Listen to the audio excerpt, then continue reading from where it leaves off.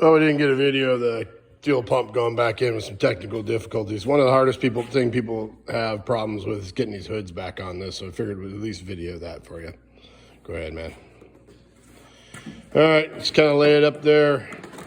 Make sure all your wiring. Get all your wires up and out of the way. The biggest problem, you gotta get them laid down in there like that.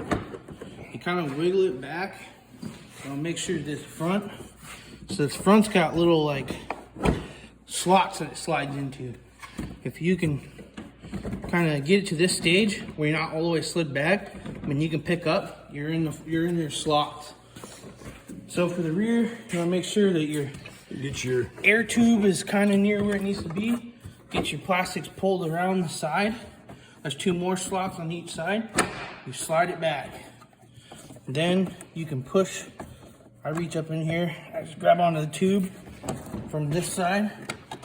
Push it on to the air box nice and tight. And then it's on there. Right. I know how to make it look really easy. Another tug test. You can grab both sides. Come here. Grab both sides. You can get your fingers underneath this hood. Tug test. Make sure that the front is fully seated. Make sure the back's fully seated. You can just grab them there. Don't go off and try and pull really hard. All right, why don't you pull that off of there again? And we'll do it one more time. We'll show them where the stuff is, all right? So down here, see this little channel here? No, it's this one. Sorry. Yep. That little hooks in there. Hooks in here. You see those 2 little tabs right here? Oh, I see these little tabs down here.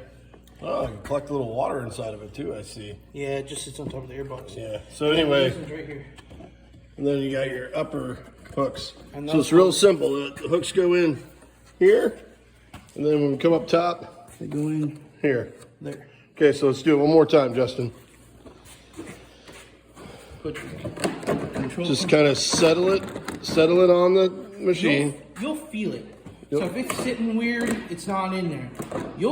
Once you get it to this point, some machines won't have these bars. This is an added on thing. Added on bumper, so getting it, you can see a lot better on the other machines.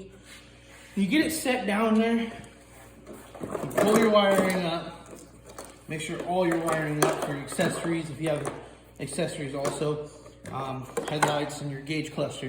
Then you just start working it back, you pop it around there, you get it to that point, there, you didn't go in there.